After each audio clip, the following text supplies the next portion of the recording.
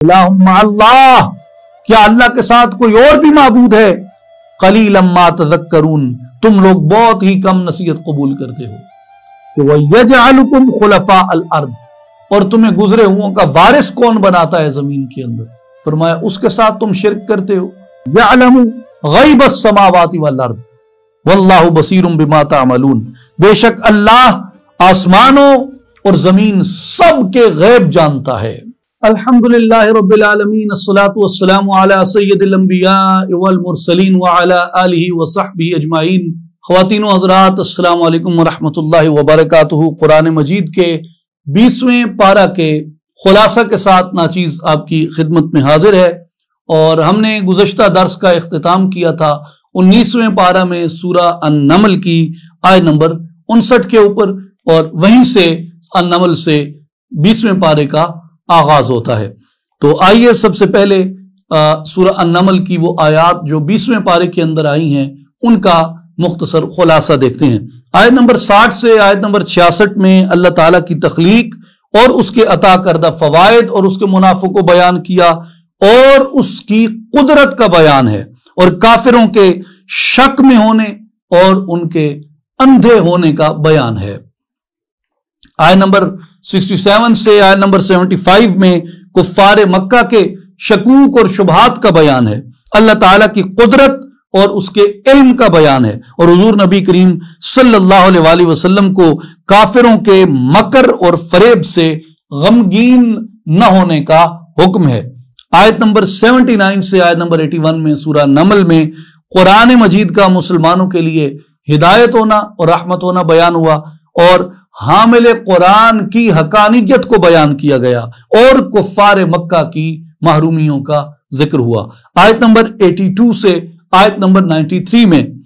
دابۃ الارض کے نکلنے،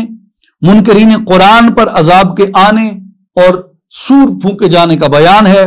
پہاڑوں کا بادلوں کی طرح چلنے کا بیان ہے، نیک عمل والوں اور برے عمل والوں کے لیے جزا اور سزا کا بیان ہے، اور اللہ تعالیٰ کے لوگوں کے اعمال سے غافل نہ ہونے کا بیان ہے کہ اللہ تعالیٰ لوگوں کے اعمال سے غافل نہیں ہے، وہ دیکھتا ہے جو کچھ تم کرتے ہو۔ سورۃ نمل کی آیت نمبر 60 اور اس سے آگے جو متصل آیات ہیں، ان میں اللہ تبارک و تعالیٰ نے اپنی توحید کو اس پیمانے پر بیان کیا کہ جو توحید کا آپ کہہ سکتے ہیں کہ ایک یونیورسل چیلنج ہے دنیا کے تمام عقل والوں کے لیے، اور قرآن مجید کے اس مقام پہ اللہ تبارک و تعالیٰ نے 18 چیزیں گنوائیں جن کا تعلق اس میٹیریلسٹک ورلڈ کے ساتھ ہے، اور جن کا تعلق علوم کی 17 برانچز کے ساتھ ہے، یعنی سائنسز کی 17 ڈسپلنز کے ساتھ اور 17 برانچز کے ساتھ ان مثالوں کا تعلق ہے جو اللہ تبارک و تعالیٰ نے قائم کی، اور فرمایا کہ آؤ میری قدرت میں غور کرو، اور ان میں سے ہر ایک چیز کے اوپر غور کرو، ہر ایک چیز کا نتیجہ نکالو۔ اور یہ صرف یہی نہیں، قرآن مجید میں اللہ تبارک و تعالیٰ نے کئی مقامات پہ اس بات کی دعوت دی ہے۔ اگر آپ کبھی سورہ ملک کا آپ آغاز دیکھیں جہاں سے وہ اس کی اوپننگ ہوتی ہے، کیسا خوبصورت کلام ہے کہ طبق بطبق قرآن میں اللہ نے دعوت دی کہ اونٹ کی خلقت میں غور کرو، ہم نے اونٹ کو کیسے پیدا کیا۔ اسی طرح فرمایا کہ آسمانوں کو دیکھو ہم نے کیسے بلند کر دیے، زمین کو دیکھو ہم نے کیسے بچھا دی، پہاڑوں کو دیکھو ہم نے کیسے نصب کر دیے۔ تو اللہ تبارک و تعالیٰ نے علوم میں، سائنسز میں غور کرنے کی دعوت دی کہ یہ جو علوم ہیں، یہ جو اشیاء کے اندر غور کرنا ہے، یہ جو مادی دنیا کے اندر غور و فکر کرنا ہے، قرآن یہ بیان کرتا ہے کہ یہ تمہیں اللہ سے بھٹکاتا نہیں ہے، یہ تمہیں اس کی طرف لے جانے کا راستہ ہے، اس لیے کہ جب تم ان نشانیوں میں غور کرتے ہو، ان نشانیوں میں دیکھتے ہو، اس خلقت کو دیکھتے ہو، تو نتیجے میں تم یہاں پہنچتے ہو کہ اس کو کسی بنانے والے نے بنایا ہے، بنا بنائے کوئی چیز نہیں کھڑی۔ تو اللہ تعالیٰ نے چیلنج دیا اور یہ فرمایا، اور اپنی توحید کی دلیل کے طور پہ ان کو بیان کیا۔ امن خلق السماوات والارض وانزل لكم من السماء ماء فَأَنبَتْنَا بِهِ حَدَائِقَ ذَاتَ بَهْجَةٍ مَا كَانَ لَكُمْ أَن تُنبِتُوا شَجَرَهَا إِلَٰهٌ مَّعَ اللَّهِ بَلْ هُمْ قَوْمٌ يَعْدِلُونَ۔ فرمایا بلکہ وہ کون ہے جس نے آسمانوں کو اور زمین کو پیدا فرمایا اور تمہارے لیے آسمانی فضا سے پانی اتارا جس نے، پھر ہم نے اس پانی سے تازہ اور خوشنما باغات اگائے۔ تمہارے لیے ممکن نہ تھا کہ تم ان کے درخت اگا سکتے۔ یہ جو چیزیں اگی ہوئی تم دیکھتے ہو، تو یہ جتنی چیزیں ہیں یعنی آسمان کی طرف بتایا، زمین کی طرف بتایا، فضا سے اترتا ہوا پانی بتایا، بادل بتائے، باغات کا اگنا بتایا، ان کی خوشنمائی بتائی، درختوں کے بارے میں بات کی اور فرمایا کہ کیا اللہ کے ساتھ کوئی اور بھی معبود ہے؟ فرمایا یہ سب کچھ میں نے پیدا کیا، تو کیا تم میرے سوا کسی اور کو معبود رکھتے ہو؟ بلکہ یہ وہ لوگ ہیں جو راہ حق سے پرے ہٹ رہے ہیں۔ اسی طرح اگلی آیت میں فرمایا امن جعل الارض قرارا وجعل خلالها انہارا وجعل لها رواسي وجعل بين البحرين حاجزا الہ مع اللہ بل اکثرهم لا يعلمون۔ اللہ تعالیٰ نے فرمایا کہ وہ کون ہے جس نے زمین کو قرارگاہ بنایا ہے، زمین کو رہنے کی جگہ بنایا ہے، اور اس کے درمیان نہریں بنائی ہیں، اور اس کے لیے بھاری پہاڑ بنائے ہیں، اور کھاری اور شیریں دو سمندروں کے درمیان جس نے آڑ بنائی ہے، ایک پردہ ہے، وہ سمندر ایک دوسرے میں مدغم نہیں ہوتے۔ کیا اللہ کے ساتھ کوئی اور معبود بھی ہے؟ بلکہ ان کفار میں اکثر لوگ ایسے ہیں جو علم ہی نہیں رکھتے۔ گویا قرآن یہ دعوت دیتا ہے کہ اگر تم ان اشیاء میں غور کرتے نا، ان اشیاء میں سوچتے، ان کی ماہیت کے پیچھے تم اگر دوربینیں لے کے پڑ جاتے تو اس نتیجے پہ پہنچتے، تمہیں علم ملتا کہ یہ کسی قائم کرنے والے نے دو سمندروں کے درمیان آڑ قائم کی ہے، بنا بنائے محض نیچر کے ساتھ یہ چیزیں قائم نہیں ہوئی۔ پھر آیت نمبر 62 میں فرمایا امن یجیب المضطر اذا دعاہ۔ اب یہاں پیچھے بات میٹیریلسٹک ورلڈ کی ہو رہی تھی، یعنی ایسی چیزیں تھیں جو اپنی کمیت، ماہیت، کیفیت میں ٹینجیبل ہیں، لیکن اب یہاں پہ بات سائیکالوجی کی آ گئی کہ امن یجیب المضطر اذا دعاہ، وہ کون ہے جو بے قرار شخص کی دعا کو قبول فرماتا ہے۔ اب یہاں بات ہیومن برین کے اندر آ گئی اور انسان کی فیلنگز کی اور انسان کی کیفیات کے اندر کی آ گئی۔ اب خارجی سطح سے بات انسان کے خارج سے انسان کے داخل میں اس کی نفسیات میں آ گئی۔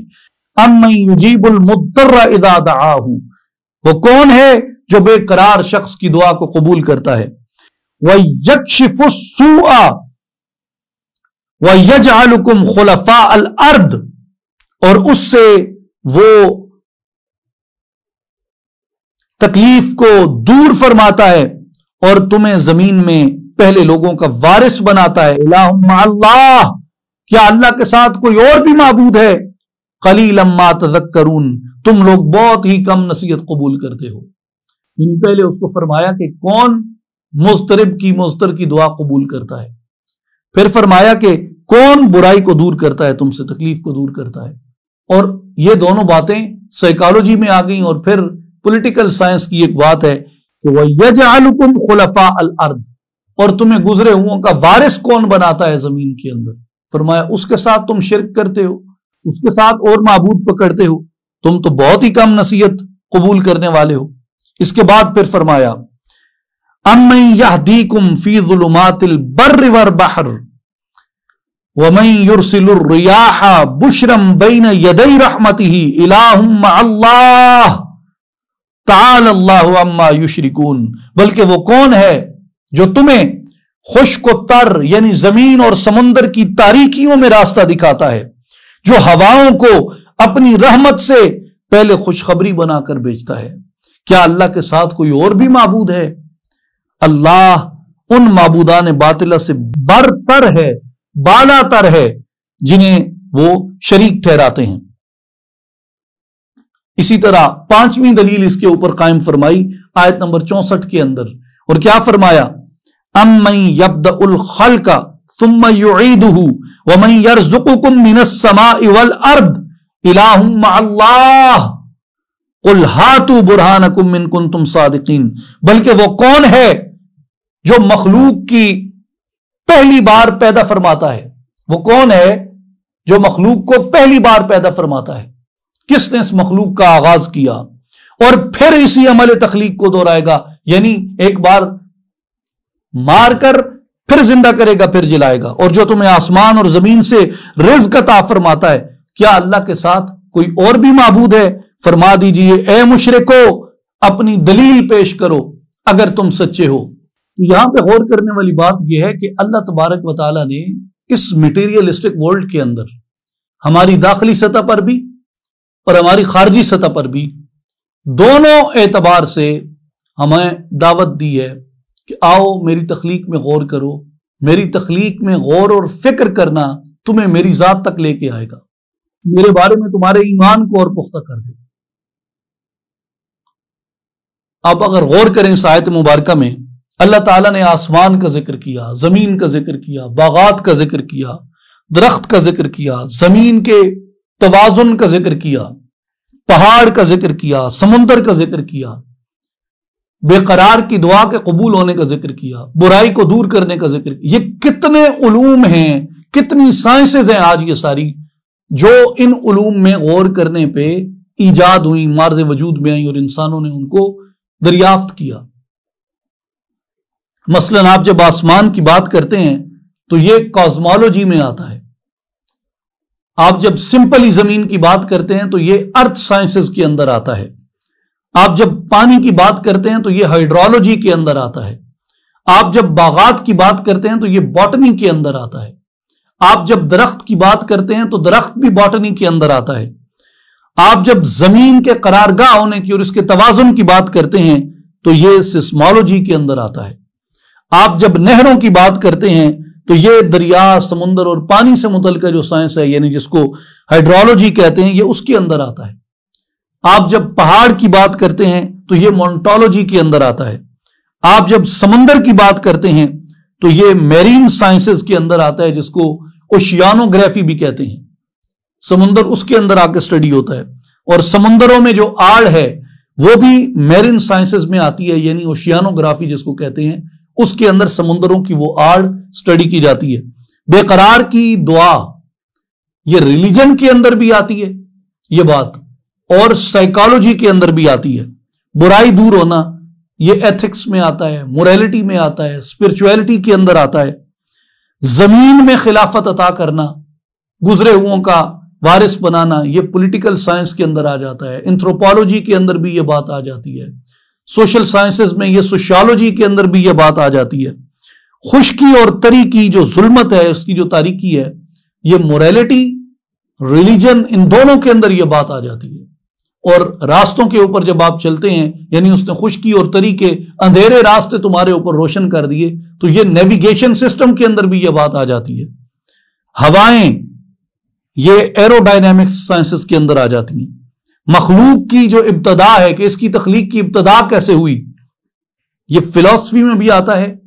اور ایوولوشنری بایولوجی کے اندر بھی آ جاتا ہے۔ اور جو اس کا مٹنا ہے کہ یہ مٹے گی کیسے اور پھر بنے گی کیسے، یہ ریلیجن کے اندر بھی آ جاتا ہے، میٹا فزکس کے اندر بھی آ جاتا ہے۔ اور اس کے بعد جو رزق ہے، رزق پھر ایک بار ایکولوجی کے اندر آ جاتا ہے۔ تو یہ کم و بیش 17-18 اشیاء گنوائیں، اور 17-18 اشیاء کے گنوانے سے 17-18 سائنسز آ گئیں، جن میں سوشل سائنسز بھی ہیں، جن میں نیچرل سائنسز کے مضامین بھی آج ڈسپلنز آ جاتے ہیں، اور جن کے اندر ہیلتھ سائنسز کے ڈسپلنز آ جاتے ہیں۔ یہ ساری سائنسز اس کے اندر جمع ہو جاتی ہیں۔ یعنی کازمالوجی کی بات ہوتی ہے، ارتھ سائنسز کی بات ہوئی، ہائیڈرولوجی کی بات ہوئی، باٹنی کی بات ہوئی، سیسمولوجی کی بات ہوئی، مونٹولوجی کی بات ہوئی، اوشنوگرافی کی بات ہوئی، ریلیجن کی بات ہوئی، ایتھکس کی بات ہوئی، موریلٹی کی بات ہوئی، فلسفی کی بات ہوئی، میٹا فزکس کی بات ہوئی، ایرو ڈائنامکس کی بات ہوئی، ایوولوشنری بایولوجی کی بات ہوئی، ایکولوجی کی بات ہوئی، سائیکالوجی کی بات ہوئی، نفسیات کی بات ہوئی۔ تو یہ ساری سائنسز کی طرف قرآن دعوت دیتا ہے کہ یہ سب سائنسز میں اگر تم غور اور فکر کرو تو یہ تمہیں وہ راستہ دکھاتی ہیں جو تمہارے ایمان اور تمہارے یقین کو اور مضبوط بناتا ہے۔ یہ جو ہماری سوسائٹی میں بہت سوال کیا جاتا ہے عظمت رفتہ. عظمت رفتہ کیا تھی؟ عظمت رفتہ جن لوگوں سے تھی ان میں اس میں کوئی شک نہیں کہ جلیل القدر صوفیات تھے، کوئی شک نہیں اس میں. بہت بڑے بڑے عالی شان حکمران تھے، بادشاہ تھے بڑے بڑے. ہماری بڑی آرگنائز ملٹریز تھیں، ہماری اسٹریٹجک پاور تھی، پاور ڈائنامکس کو سمجھنا تھا. لیکن اس کے ساتھ ساتھ ہمارا علمی ورثہ تھا، علماء تھے ہمارے پاس، نہ صرف فقہ میں، نہ صرف حدیث میں، نہ صرف تفسیر میں. ہم سے تو یہی سائنسز نہیں سنبھالی جاتی، فقہ، حدیث، تفسیر، سیرت اور جو ہماری تاریخ ہے اس کے بارے میں. اگر آپ غور کریں تو جو ریاضی کے اندر، کازمالوجی کے اندر، اردیات کے اندر، جغرافیہ کے اندر، ان چیزوں کے اندر، میڈیسن کے اندر، میڈیکل کے اندر، جراحت کے اندر جتنی ترقی مسلمانوں نے کی، وہ ان کو اس ترقی کی طرف لے کے جانے والا، ان کا یہ عملی مزاج بنانے والا، چیزوں کی پیمائش کی طرف ان کو لے کے آنے والا، اور ایک نظریاتی سائنس سے تجربی سائنس کی طرف لے کے آنے والا. یعنی جو ارسطو ہے یا افلاطون ہے یا سقراط ہے یا فیثاغورثیہ کے نظریات ہیں، یا اس سے پہلے پری سوکریٹک گریک کو اگر آپ دیکھ لیں، یا پوسٹ ارسطاٹل گریک کو آپ دیکھ لیں، یہ جتنے بھی لوگ تھے یہ تقریباً نظری سائنسز مانتے تھے. یعنی نظریاتی طور پہ یہ فلسافیکل چیزوں کو مانتے تھے، جو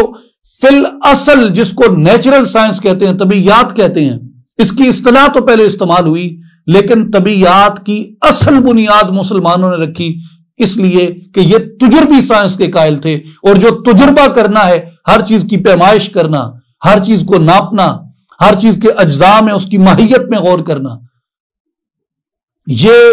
قرآن نے مسلمانوں کو سکھایا تھا. اور اس لیے علامہ اقبال رحمۃ اللہ علیہ نے یہ بات انہوں نے کہی تھی کہ غنی روزے سیاہ پیر کنارا تماشا کن، کہ نور دیدہ اش روشن کند چشم زلیخارا. یعقوب علیہ السلام کا استعارہ ہے، یہ غنی کشمیری کا شعر ہے جو علامہ اقبال نے اپنی اس نظم کے اندر لکھا تھا، جس میں وہ فرماتے ہیں کہ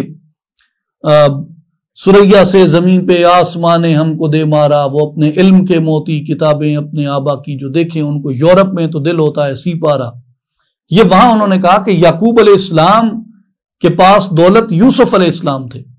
یوسف علیہ السلام زلیخا کے پاس آ گئے تو اس کی جوانی لوٹ آئی، یعنی وہ بڑھیا ہونے سے شباب میں آ گئیں. اور یوسف کے ہجر میں یعقوب علیہ السلام نے رو رو کے اپنی آنکھیں گوا دی، آنکھیں سفید کر دی، آنکھیں بینائی جاتی رہی.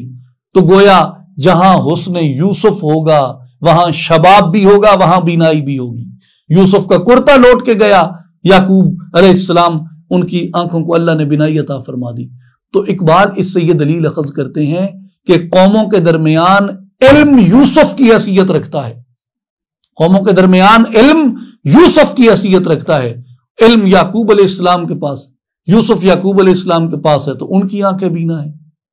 اور اگر یوسف زلیخا کے پاس ہے تو اس کا شباب لوٹ آئے گا. جہاں یوسف ہوگا وہاں شباب ہوگا، وہاں بصیرت ہوگی. تو علم یوسف ہے. جس قوم کے پاس علم ہوگا اس قوم کے پاس بصیرت ہوگی، اس قوم کے پاس شباب ہوگا، چاہے وہ یعقوب علیہ السلام کے پاس رہے، چاہے وہ زلیخا کے پاس آ جائے. تو بات تھوڑی سی ہم ڈی ٹریک ہوئے، لیکن ڈی ٹریک ایکچولی نہیں ہوئے. ہم اپنے خلاصے کے اندر رہ کے بات کر رہے ہیں. یہ جو علم کی دولت ہے اس کی طرف ہمیں قرآن مجید لے کے جاتا ہے، طبی علوم کی طرف ہمیں قرآن لے کے جاتا ہے. تو یہ ہماری میراث ہے. آگے آئیے، آیت نمبر 65 میں اللہ تبارک و تعالی نے ارشاد فرمایا اپنے علم غیب کے بارے میں، قُلْ لَا يَعْلَمُ مَنْ فِي السَّمَاوَاتِ وَالْأَرْضِ الْغَيْبَ إِلَّا اللَّهُ وَمَا يَشْعُرُونَ أَيَّانَ يُبْعَثُونَ. فرما دیجئے کہ جو کوئی آسمانوں اور زمین میں ہیں از خود غیب کا علم نہیں رکھتے سوائے اللہ کے کہ وہ عالم بالذات ہے، اور نہ ہی وہ یہ خبر رکھتے ہیں کہ وہ کب اٹھائے جائیں گے. کسی کو کچھ علم نہیں. سارا علم جو ہے اس کا مالک کون ہے؟ اللہ. غیب کا علم کس کے پاس ہے؟ اللہ کے پاس. اب قرآن مجید میں اس مقام پہ جو آیت آئی ہے سورہ نمل کی آیت نمبر 65، اس کے علاوہ بھی کئی آیات ہیں جو یہی مضمون بیان کرتی ہیں. مثلا سورہ الفاطر کی آیت نمبر 30، ان اللہ عالم غیب السماوات والارض انہ علیم بذات الصدور، بے شک اللہ آسمانوں اور زمین کے غیب کو جاننے والا ہے، یقیناً وہ سینوں کی پوشیدہ باتوں سے بھی واقف ہے۔ آیت نمبر 18 سورہ الحجرات میں بھی یہی فرمایا، ان اللہ یعلم غیب السماوات والارض واللہ بصیر بما تعملون، بے شک اللہ آسمانوں اور زمین سب کے غیب جانتا ہے، اور جو عمل بھی تم کرتے ہو اللہ اسے خوب دیکھنے والا ہے۔ اب آپ نے ان تینوں آیات میں دیکھا کہ علم غیب اللہ ہی جانتا ہے، اور اس میں کوئی شک نہیں کہ علم غیب اللہ پاک ہی جانتا ہے، لیکن اس میں جو سمجھنے والی اور تلاش کرنے والی بات ہے وہ یہ کہ اللہ تبارک و تعالی علم غیب کسی کو دیتا بھی ہے یا نہیں، یعنی مالک اس کا اللہ ہے، عالم بذات وہی ہے، اور علم غیب اسی کے پاس ہے۔ لیکن سمجھنے والی قرآنی نقطہ نظر سے بات یہ ہے کہ کیا اللہ تبارک و تعالی کسی دوسرے کو، ملک کو یا بشر کو یا جن کو یا مخلوقات میں سے جسے بھی وہ چاہے، کیا وہ علم غیب دیتا ہے یا نہیں؟ اگر اللہ تبارک و تعالی کسی کو نہیں دیتا پھر تو ٹھیک ہے، لیکن اگر اللہ تعالی اپنے علم غیب کی خیرات میں سے اپنے مقبول اور مقرب بندوں کو عطا فرماتا ہے تو پھر اس کے بندے بھی ضرور جانیں گے اتنا جتنا اس نے عطا فرمایا، یعنی وہ عالم بذات ہے، وہ لا انتہا جانتا ہے، لیکن وہ اپنے مقرب بندوں میں سے اگر کسی کو علم غیب عطا کرے تو وہ بندے اتنا جانتے ہیں جتنا اللہ نے انہیں عطا کیا، اور اس نے کتنا عطا فرمایا ہوگا یہ عطا فرمانے والے کو پتا ہے یا اس بندے کو پتا ہے جس کو عطا ہوا، اس کی وہ لوگ میجرمنٹ نہیں کر سکتے کہ جن کو وہ عطا نہیں ہوا۔ یہ یا علم غیب عطا کرنے والا جانتا ہے کہ اس نے کتنا عطا کیا، یا وصول کرنے والا جانتا ہے کہ اس نے اپنے خالق سے علم غیب کی وہ خیرات کتنی وصول کی، کتنی اس کو عطا کی گئی، کتنا علم اس کو بخشا گیا، یہ جانتے ہیں۔ ہمارے پاس اس کو میجر کرنے کا کوئی پیمانہ نہیں ہے۔ اب قرآن مجید میں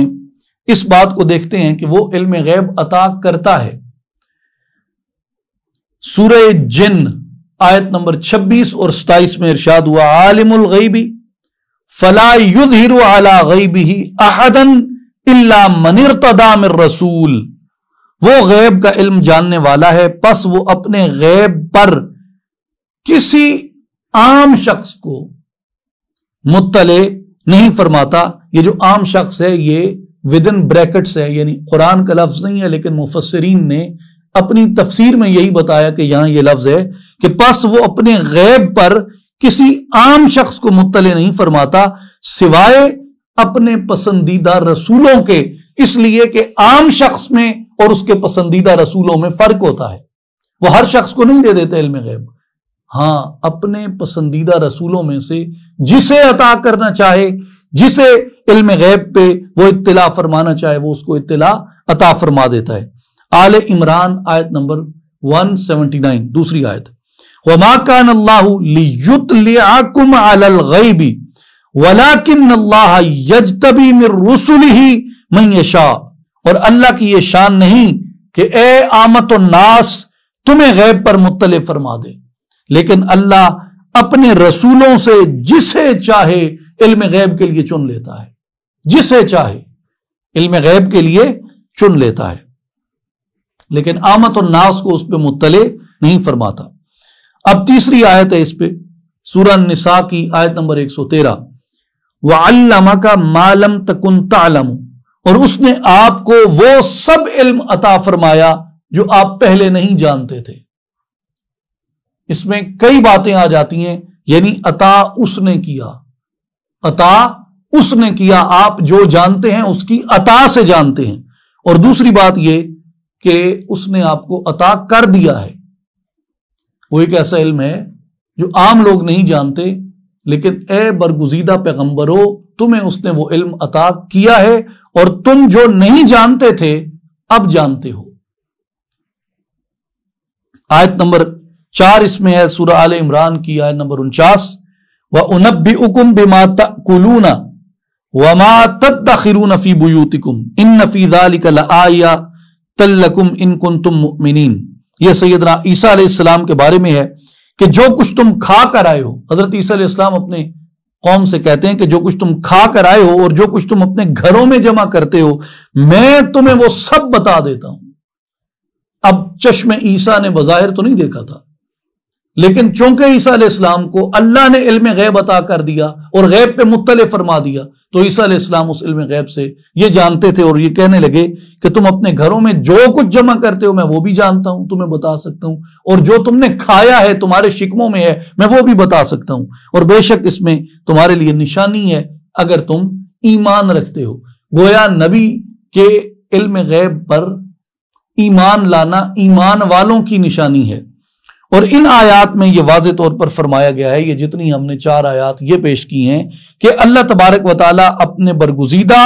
پسندیدہ رسولوں کو علم غیب عطا فرماتا ہے۔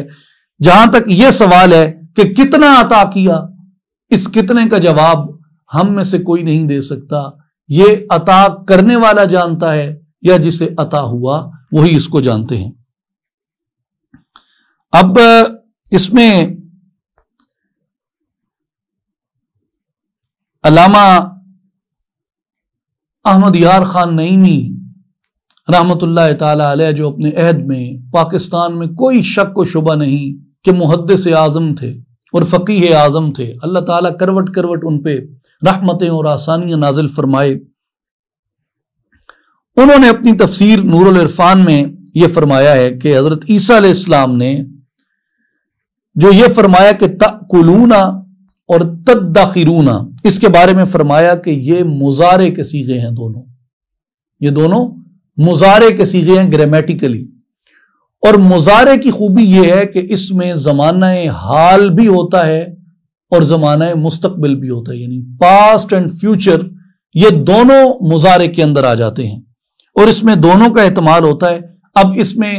علامہ نعیمی رحمت اللہ تعالی علیہ فرماتے ہیں، مولانا احمد یار خان نعیمی وہ فرماتے ہیں کہ اس میں دونوں احتمال ہیں، ایک تو یہ کہ جو کچھ تم کھا کر آؤ، یا تم سال رواں میں جو کچھ بھی گندم لکڑی وغیرہ جمع کرو، مجھ سے پوچھ لو، ہر شخص جو کچھ وہ جمع کر رہا ہے یا کر چکا ہے میں وہ بھی جانتا ہوں۔ یہ بات آ گئی پریزنٹ کی، اور علامہ نعیمی فرماتے ہیں کہ اگر اس کا اطلاق مستقبل پہ کیا جائے، فیوچر پہ کیا جائے، تو اس کا مراد یہ ہوگا، عیسیٰ علیہ السلام فرماتے ہیں جو کچھ تم کھاؤ گے میں وہ بھی جانتا ہوں، اور جو کچھ تم اپنے گھروں میں جمع کرو گے میں وہ بھی جانتا ہوں، یعنی جو ہوگا مجھے اس پہ بھی مطلع کر دیا گیا، اس لیے کہ یہ مضارع کا صیغہ ہے اور یہ دونوں معنی دیتا ہے، حال کا بھی اور مستقبل کا بھی۔ خلاصہ کلام یہ ہے کہ علم غیب سے متعلق قرآن مجید میں 2 طرح کی آیات ہیں۔ پہلی یہ کہ جن میں اللہ تعالیٰ کے علم ذاتی کا بیان ہے، اور دوسری وہ آیات مبارکہ ہیں جن میں اللہ تبارک و تعالیٰ نے اپنے برگزیدہ بندوں میں سے جسے چاہا اپنی قدرت سے علم غیب عطا فرما دیا۔ اس لیے اللہ کے پاس وہ علم بذات ہے، اور اللہ کے برگزیدہ پیغمبروں کے پاس وہ علم جو ہے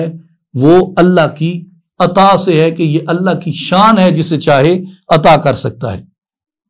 اب آئیے سورہ قصص میں، اس کا نام سورہ قصص جو ہے وہ اس کی آیت نمبر 25 میں قصص کا ذکر آیا، فلما جاءہ وقصص علیہ القصص، اس وجہ سے اس کا نام سورہ قصص بیان کیا گیا۔ اور اس میں اور سورہ النمل میں جو مناسبت ہے اس کی بیان میں یہ آتا ہے کہ حضرت موسیٰ علیہ السلام کا قصہ اس سے پہلے کی متصل 2 صورتوں میں بیان کیا گیا، لیکن جن چیزوں کو ان صورتوں میں اختصار سے بیان کیا گیا تھا، اس صورت میں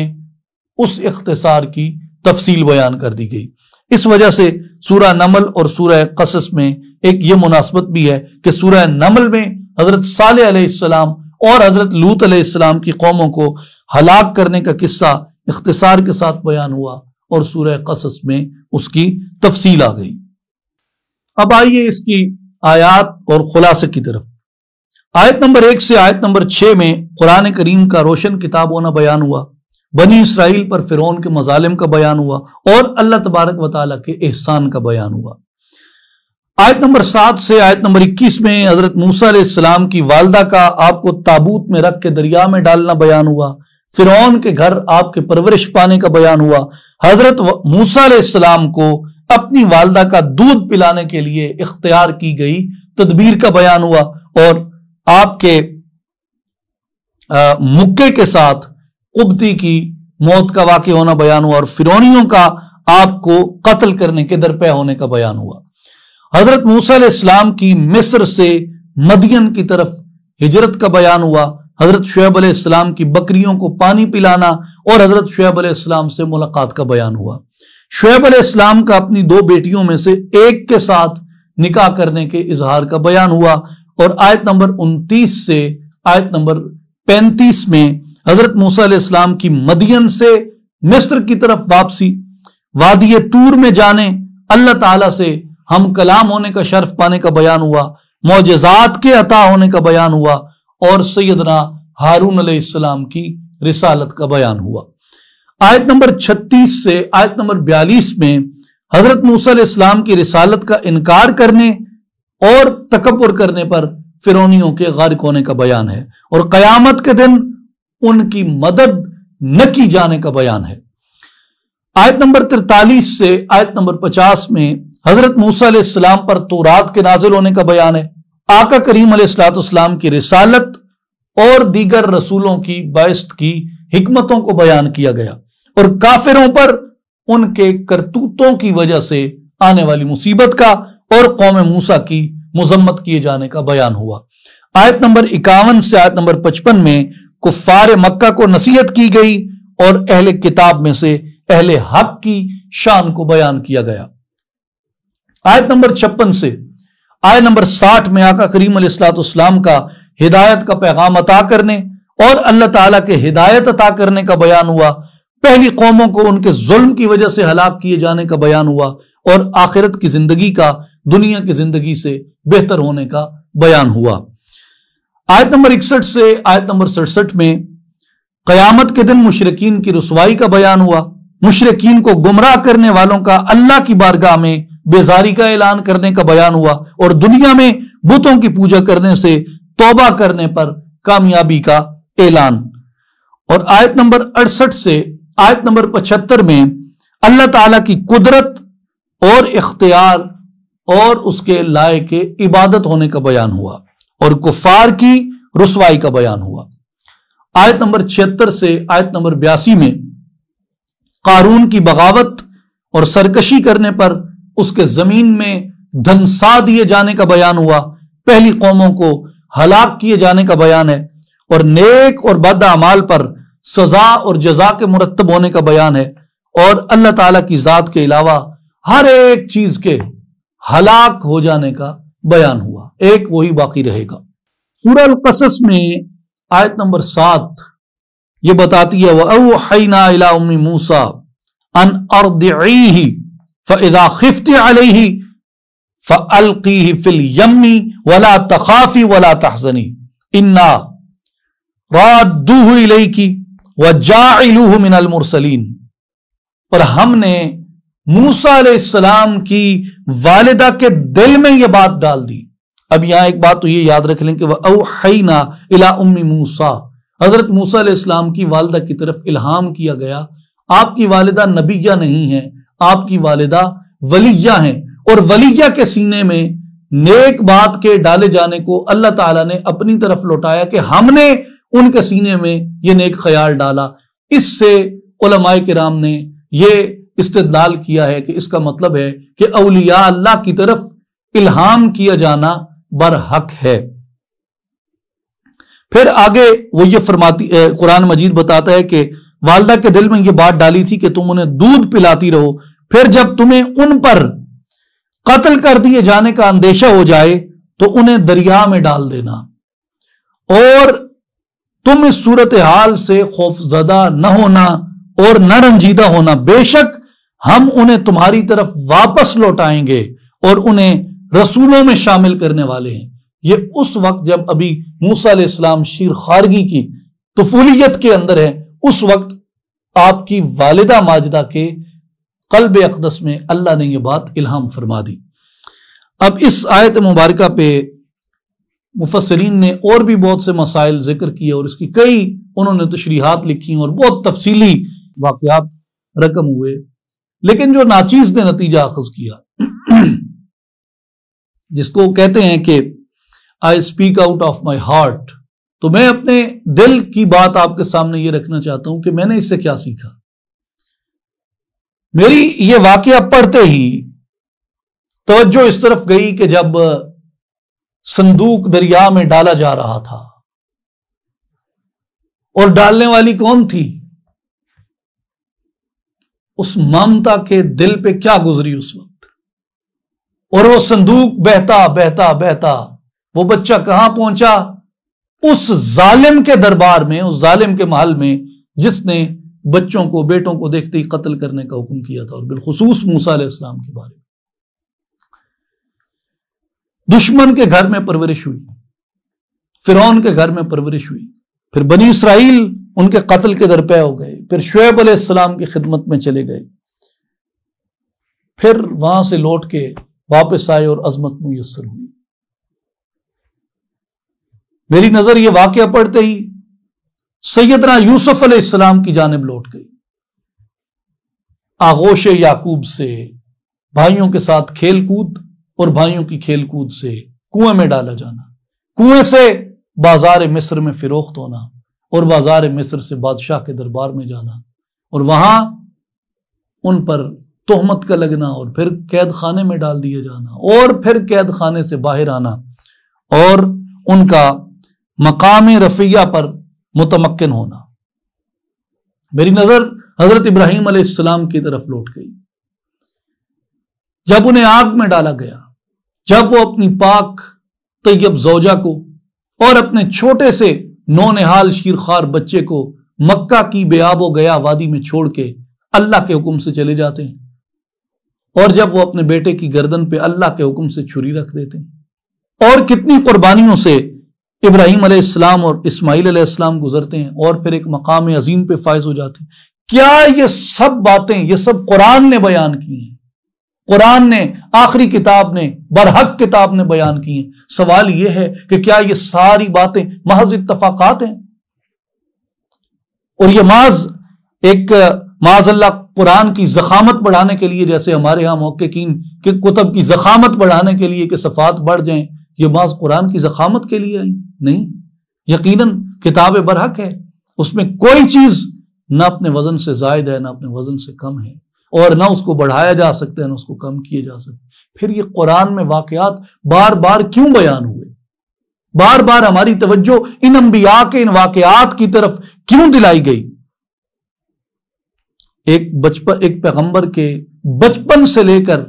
اس کے مقام رفیہ تک فائز ہونے کو قرآن مجید کیسے مراحل میں بیان کرتا ہے؟ ناچیز یہ سمجھتا ہے کہ یہ باتیں امت مصطفیٰ علیہ الصلاۃ والسلام کو ہدایت کا سامان عطا کرنے کے لیے بیان ہوئی ہے، اور یہ قرآن جو ہے یہ ایک تربیتی نصاب ہے ہمارا، اور یہ اس تربیتی نصاب کا ایک چیپٹر ہے انبیاء کے یہ واقعات۔ اور اس میں یہ ہمیں کیا سکھاتے ہیں؟ اس میں ہمیں یہ سکھاتے ہیں کہ تم ہمیشہ مشکلات سے گزر کر، پریشانیوں سے گزر کر، آزمائشوں سے گزر کر اعلیٰ مقامات تک پہنچتے ہو۔ جتنے نبی آئے ہیں ان کی ممتا پہ کیا گزری، کسی کے باپ پہ کیا گزری،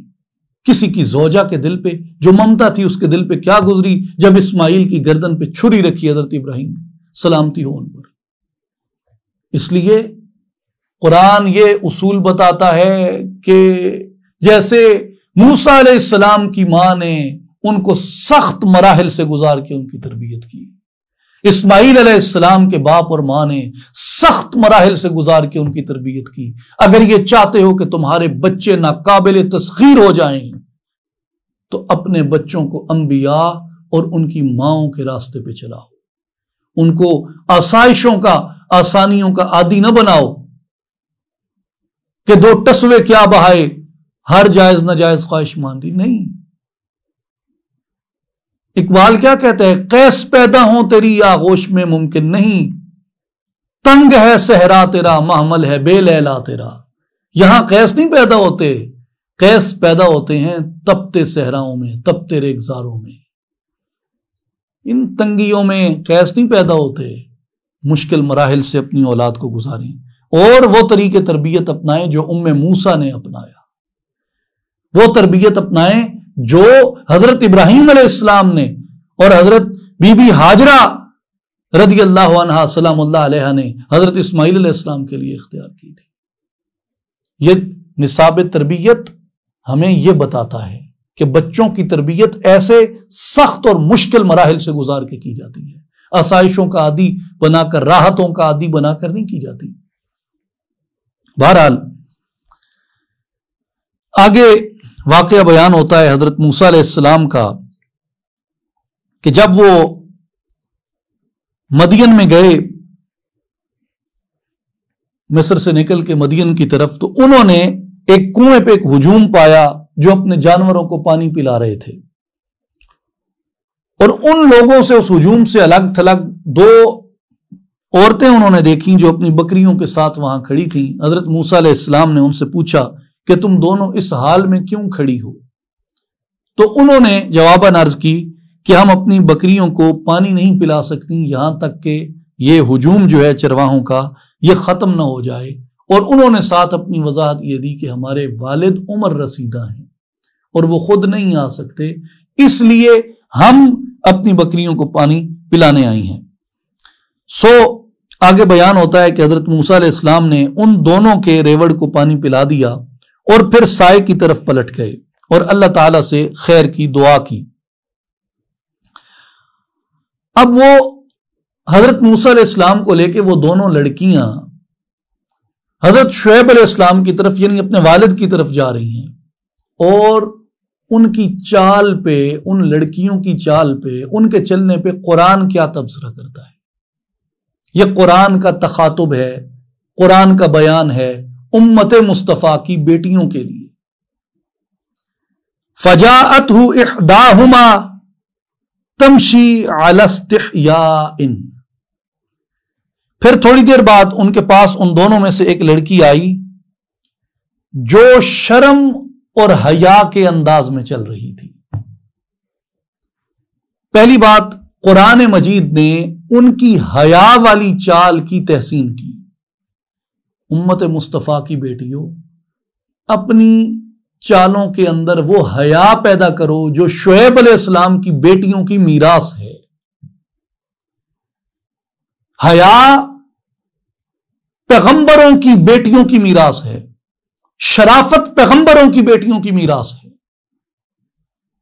اور یہ سبق ہمیں کیوں سکھایا قرآن نے؟ یہ بطور خاص یہ لفظ کہنے کی کیا ضرورت تھی؟ تمشی علی استحیاء، اس کو ناول رائٹنگ یا اس زبان میں اس کو منظر کشی کہتے ہیں، منظر نگاری ہے۔ قرآن یہ منظر نگاری کیوں پیش کر رہا ہے؟ ایک منظر کو جس کو اللہ اپنی کتاب میں اتنی فوقیت دے رہا ہے کہ ان کے چلنے کے انداز پہ اللہ تبارک و تعالی راضی ہوا کہ یہ میری بندی ہے، یہ میرے نیک بندے کی بیٹی ہے، یہ ایک صالح پیغمبر کی بیٹی ہے، اور خود ایک صالح اور نیک عورت ہے۔ دیکھو کیسے چلتی ہے، اے حبیب میں اپنی آخری کتاب میں کیوں نہ شعیب علیہ السلام کی بیٹی کی شرم و حیا کو آپ کی امت کی بیٹیوں کے لیے نمونہ عمل بنا دوں۔ اس لیے قرآن نے یہ بیان کر دیا کہ فجاءتہ احداہما تمشی علی استحیاء، ان میں سے ایک آئی جو شرم و حیا سے چلتی ہوئی آ رہی تھی۔ پھر انہوں نے کہا کہ آپ کو میرے والد بلا رہے ہیں اور آپ کو اس محنت کا معاوضہ دیں جو آپ نے ہمارے لیے پانی پلایا ہے۔ جب موسیٰ علیہ السلام شعیب علیہ السلام کے پاس آئے اور ان سے پچھلے واقعات بیان کیے تو انہوں نے کہا کہ آپ خوف نہ کریں، آپ نے ظالم قوم سے نجات پا لی ہے۔ اور پھر حضرت موسیٰ علیہ السلام کی امانت داری سے اتنے متاثر ہوئے، حضرت شعیب علیہ السلام کے ان سے عرض کیا، حضرت موسیٰ علیہ السلام سے کہا کہ آپ ان دو بیٹیوں میں سے میری ایک بیٹی کے ساتھ آپ نکاح کریں۔ تو حضرت شعیب علیہ السلام کے اس عمل پہ مفسرین نے ان کے اس عمل کی بڑی تحسین فرمائی اور یہ بتایا کہ بظاہر تو حضرت موسیٰ علیہ السلام، آپ جس کو مفلس کہتے ہیں، یعنی غریب الوطن تھے، غریب الدیار تھے، نہ وطن ہے، نہ دولت ہے، نہ شان و شوکت ہے، کچھ بھی نہیں ہے، لیکن کیا چیز ہے؟ امانت، دوسروں کا احساس۔ دیکھا کہ دو لڑکیاں پرے کھڑی ہیں، ادھر جو ہے وہ ہجوم ہے چرواہوں کا، تو ان سے جا کے پوچھا کہ تمہیں کیا مسئلہ ہے، ان کی مدد کی اور فی سبیل اللہ مدد کی، کوئی غرض نہیں، کوئی طمع نہیں، اور پھر ان بیٹیوں میں بھی حیا کو بیان کیا۔ اور شعیب علیہ السلام نے جب یہ دیکھا کہ کوئی بات نہیں، غریب ہے، مسافر ہے، غریب الوطن غریب الدیار ہے، کوئی بات نہیں، نیک تو ہے، صالح تو ہے، امانت دار تو ہے، تو فرمایا میری بیٹی کے نکاح کے لیے ایسا ہی شخص زیبا ہے۔ تو جب بیٹیوں کے رشتے کرنے لگو، مفسرین نے اس پہ بحث کیا باقاعدہ کہ بیٹیوں کے رشتوں کے لیے مال و دولت کو معیار نہ بناؤ، شان و شوکت کو معیار نہ بناؤ، بلکہ کردار کو، اس کے حسن سیرت کو تم اپنا معیار بناؤ۔ اگر حسن سیرت کو معیار بنا کے چلو گے تو تمہاری بیٹیاں ویسی ہی خوشگوار زندگی بسر کریں گی جیسی کہ حضرت شعیب علیہ السلام کی بیٹی نے حضرت موسیٰ علیہ السلام کے حرم میں خوشگوار زندگی بسر کی تھی۔ پھر آگے سورہ القصص میں بیان ہوتا ہے، آیت نمبر 30 میں، فلما آتاہا نودیا من شاطئ الواد الایمن فی البقعۃ المبارکۃ من الشجرۃ ان یا موسیٰ انی انا اللہ رب العالمین۔ جب موسیٰ علیہ السلام وہاں پہنچے تو وادی طور کے دائیں کنارے سے بابرکت مقام میں واقع ایک درخت سے آواز دی گئی، اے موسیٰ علیہ السلام، بے شک میں ہی اللہ ہوں جو تمام جہانوں کا پروردگار ہے۔ پھر آتے ہیں سورہ العنکبوت میں۔ سورہ العنکبوت میں اس کی نام کی جو وجہ تسمیہ ہے اس کو بیان کیا مفسرین نے کہ یہ مکڑی کو کہتے ہیں جو جالا بنتی ہے، اور اس کا ذکر آیا ہے قرآن میں آیت نمبر 41 میں، مثل الذین اتخذوا من دون اللہ اولیاء کمثل العنکبوت، تو اس لیے اس مناسبت سے اس کا نام سورہ العنکبوت ہے۔ اس کی آیت نمبر 1 سے آیت نمبر 44 کا خلاصہ ہے، آیت نمبر 1 سے آیت نمبر 7 میں دنیا اور آخرت میں کامیابی کے لیے مسلمانوں کو آزمائش سے گزارنے، اللہ تعالیٰ سے ملاقات کی امید رکھنے اور عمل صالح کے ساتھ گناہوں کو دور کیے جانے کا بیان ہے۔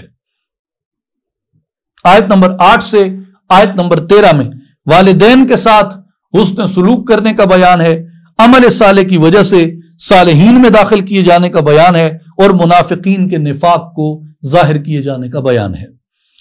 آیت نمبر 14 سے آیت نمبر 22 سورہ العنکبوت میں حضرت نوح کا اپنی قوم کو تبلیغ کرنے اور قوم کا انکار کرنے پر طوفان آنا، حضرت ابراہیم کا اپنی قوم کو بتوں کی پوجا سے منع کرنا، اور تخلیق خدا اور کائنات میں غور و فکر کے حکم کا بیان ہے۔ آیت نمبر 23 سے آیت نمبر 25 میں اللہ تعالیٰ کی آیات اور ملاقات کا انکار کرنے سے عذاب آنا، اور قیامت کے دن کافروں کا ایک دوسرے پر لعنت کرنے کا بیان ہے۔ آیت نمبر 26 سے 27 میں حضرت ابراہیم علیہ السلام پر حضرت لوط علیہ السلام کے ایمان لانے، اور حضرت ابراہیم علیہ السلام کو حضرت اسحاق اور حضرت یعقوب علیہ السلام عطا کیے جانے کا بیان ہے۔ آیت نمبر 28 سے آیت نمبر 35 میں حضرت لوط علیہ السلام کی تبلیغ کے باوجود قوم کی نافرمانی اور ان پر عذاب آنا، حضرت لوط علیہ السلام کے پاس فرشتوں کے آنے اور عقل والوں کے لیے نصیحت پکڑنے کا بیان ہے۔ یہاں جو عقل والوں کے لیے نصیحت پکڑنے کا بیان ہے، ایک بار پھر آپ اپنے ذہنوں میں یہ رکھ لیں کہ یہ جو سیم سیکس میرج کا فتنہ ہے، قرآن مجید کتنی شدت سے بار بار اس کو نگیٹ کر رہا ہے اور مسلمانوں کو اس سے باز آنے کی تلقین کر رہا ہے۔ آیت نمبر 36 سے آیت نمبر 40 میں قوم مدین، قوم عاد، قوم سمود، ان کی ہلاکت کا بیان ہے۔ آیت نمبر 41 سے آیت نمبر 44 میں کفار کے عقیدہ کی کمزوری کو مکڑی کے ساتھ تشبیہ دینے کی مثال بیان ہوئی، اور یہ بیان ہوا کہ اللہ تعالی ہر چیز کا مالک اور خالق ہے۔ تو میں یہاں ایک بار پھر یہ آپ کو عرض کر دوں کہ مکڑی کا جالا اب کیا چیز ہے؟ فطرت کی ایک چیز ہے، نیچر سے ہے۔ اب قرآن مجید کی آپ سورتوں کے اسماء پہ غور کریں، النحل شہد کی مکھی، النمل چیونٹی، المائدہ دسترخوان، البقرہ گائے، العنکبوت مکڑی اور اس کا جالا۔ تو قرآن مجید نے نیچر کی طرف، طبعی چیزوں کی طرف ہماری توجہ مبذول کروائی ایمانیات کے ساتھ ساتھ، اس لیے کہ یہ جو نیچر میں پھیلے ہوئے مظاہر ہیں یہ تمہیں رب کی وحدانیت کا پتہ دیتے ہیں، رب کی وحدانیت کی طرف، کسی پیدا کرنے والے کی طرف تمہاری توجہ دلاتے ہیں۔ اس لیے کہا کہ فطرت میں غور کرو۔ اور حضور علیہ الصلوۃ والسلام سے منسوب ایک دعا متعدد علماء کرام نے لکھی ہے، محدثین نے لکھی ہے کہ حضور علیہ الصلوۃ والسلام یہ دعا کیا کرتے کہ یا اللہ مجھے اشیاء کی حقیقت دکھا جیسی کہ وہ ہے۔ تو حقائق الاشیاء کا علم اللہ سے طلب کرنا بنیادی طور پہ علماء کرام نے یہ لکھا ہے، اور خاص طور پہ متوسطین نے، کہ یہ علوم طبعی جو ہیں ان کے فروغ کی طرف ہماری توجہ دلاتا ہے۔ اب العنکبوت میں بیان ہوتا ہے کہ الف لام میم، اس کا حقیقی معنی اللہ ہی بہتر جانتا ہے۔ حاسب الناس ان یترکوا ان یقولوا آمنا وہم لا یفتنون، کیا یہ لوگ خیال کرتے ہیں کہ صرف ان کے اتنا کہنے سے کہ ہم ایمان لے آئے ہیں چھوڑ دیے جائیں گے اور ان کی آزمائش نہیں کی جائے گی؟ فرمایا وَلَقَدْ فَتَنَّ الَّذِينَ مِن قَبْلِهِمْ فَلَيَعْلَمَنَّ اللَّهُ الَّذِينَ صَدَقُوا وَلَيَعْلَمَنَّ الْكَاذِبِينَ، اور بے شک ہم نے ان لوگوں کو بھی آزمایا تھا جو ان سے پہلے تھے، تو یقیناً اللہ ان لوگوں کی آزمائش کے ذریعے انہیں ضرور نمایاں فرما دے گا، اور جو دعوی ایمان میں سچے ہیں اور جو جھوٹے ہیں وہ دونوں اس میں ظاہر کر دیے جائیں گے۔ تو اس سے مراد مفسرین کرام یہ فرماتے ہیں کہ اللہ تبارک و تعالی اہل ایمان کو ہمیشہ ضرور بضرور آزماتا ہے۔ اسی طرح حضرت عمار بن یاسر رضی اللہ تعالیٰ عنہ، ان کے والد حضرت یاسر، ان کے بارے میں بیان کیا جاتا ہے کہ جب ان کو اللہ کو واحد ماننے کے اوپر جب عذاب دے رہے تھے کفار مکہ، تو رسول پاک صلی اللہ علیہ وآلہ وسلم ان کے پاس سے گزرے تو آپ نے فرمایا کہ اے آل یاسر صبر کرو، تم سے جنت کا وعدہ ہے۔ یعنی ان کی آزمائش کی آقا پاک علیہ الصلوۃ والسلام نے جو ہے وہ تصدیق فرمائی اور فرمایا کہ اس آزمائش کے بعد تم سے جنت کا وعدہ ہے، وہ ثابت قدم رہے تو مومنین ہیں۔ آیت نمبر 6 میں ہے وَمَنْ جَاهَدَ فَإِنَّمَا يُجَاهِدُ لِنَفْسِهِ إِنَّ اللَّهَ لَغَنِيٌّ عَنِ الْعَالَمِينَ، جو شخص جد و جہد کرتا ہے وہ اپنے ہی نفع کے لیے تگ و دو کرتا ہے، بے شک اللہ تعالیٰ تمام جہانوں سے بے نیاز ہے۔ اطاعت کرنے والوں کی اطاعت سے، کوشش کرنے والوں کی کوششوں اور مجاہدین کے مجاہدہ سے وہ بے نیاز ہے۔ اگر اس میں تقوی ہے تو وہ قبول فرماتا ہے، وگرنہ وہ کسی کی احتیاج نہیں رکھتا۔ اس میں وَمَنْ جَاهَدَ فَإِنَّمَا يُجَاهِدُ لِنَفْسِهِ، اس میں مفسرین نے بہت تفصیلاً یہ بحث فرمائی ہے کہ صرف تلوار چلانا ہی جہاد نہیں، بلکہ قلم کے ذریعے دین پھیلانا بھی ایک جہاد ہے، اور باطل کی قلم کے سامنے اللہ کے دین کے لیے اپنا قلم اٹھانا یہ بھی جہاد ہے، اور نفس کی بری خواہشات سے اپنے آپ کو روک لینا یہ بھی جہاد ہے۔ اور ایک اور بہت اہم آیت ہے اس میں، آیت نمبر 8 وَوَصَّيْنَا الْإِنسَانَ بِوَالِدَيْهِ حُسْنًا، اور ہم نے انسان کو اس کے والدین سے نیک سلوک کا حکم فرمایا۔ ایک بار پھر یہاں والدین سے حسن سلوک کا ذکر آیا، لیکن یہاں ایک حکم مختلف آیا باقی مقامات سے، اور وہ یہ کہ وَإِن جَاهَدَاكَ لِتُشْرِكَ بِي مَا لَيْسَ لَكَ بِهِ عِلْمٌ فَلَا تُطِعْهُمَا، فرمایا کہ لیکن اگر وہ تم پر یہ کوشش کریں کہ تم اللہ کے ساتھ شرک کرو، تو فرمایا جس کا تجھے کچھ علم نہیں ہے تو ان کی اطاعت مت کر، فلا تطعہما، اگر وہ تجھے رب کے ساتھ شرک کا حکم کریں تو ان والدین کی اطاعت مت کرو۔ الی مرجعکم فانبئکم بما کنتم تعملون، میری ہی طرف تم سب کو پلٹنا ہے، سو میں تمہیں ان کاموں سے آگاہ کر دوں گا جو کچھ تم دنیا کے اندر کیا کرتے تھے۔ تو اس پہ مفسرین نے حضرت سیدنا سعد بن ابی وقاص رضی اللہ تعالیٰ عنہ آپ کا واقعہ لکھا ہے کہ آپ کی جو والدہ تھیں ان کو جب پتہ چلا کہ سعد جو ہیں وہ مسلمان ہو گئے ہیں، حضرت سعد بن ابی وقاص سابقون الاولون میں سے ہیں، تو والدہ نے کہا کہ تم پرانے مذہب پہ واپس آ جاؤ وگرنہ میں کھانا پینا چھوڑ دوں گی۔ تو والدہ نے کئی دن تک کھانا پینا ترک کر دیا۔ جب نڈھالی بہت زیادہ ہو گئی، بہت زیادہ نحیف ہو گئی، تو حضرت سعد بن ابی وقاص رضی اللہ تعالیٰ عنہ گئے اور آپ نے اپنی والدہ سے یہ کہا، آپ نے کہا کہ تو ایک جان ہے ماں، تو ایک ہے، اگر 100 جانیں بھی چلی جائیں تو میں دین حق کو چھوڑ کے شرک کی بات پہ واپس نہیں آؤں گا، میں نے حق کے ساتھ دین کو قبول کیا ہے۔ اس لیے جب حضرت سعد بن ابی وقاص رضی اللہ تعالیٰ عنہ یہ واقعہ لے کے آقا پاک علیہ الصلوۃ والسلام کی بارگاہ اقدس میں حاضر ہوئے تو اس وقت اللہ پاک نے قرآن مجید میں یہ آیات مبارکہ جو ہیں یہ نازل فرمائیں کہ تم والدین کی اطاعت تب تک کرو جب تک وہ تمہیں شرک کے بارے میں نہیں کہتے، لیکن اگر وہ تمہیں شرک کے بارے میں کہیں تو تم پہ لازم ہے کہ تم ان کی اطاعت کو ترک کر دو۔ اللہ تعالی ہمیں نیک اعمال کی توفیق عطا فرمائے اور قرآن کے ظاہری باطنی انوار سے ہمارے ظاہر اور باطن کو منور فرمائے۔ وآخر دعوانا ان الحمد للہ رب العالمین۔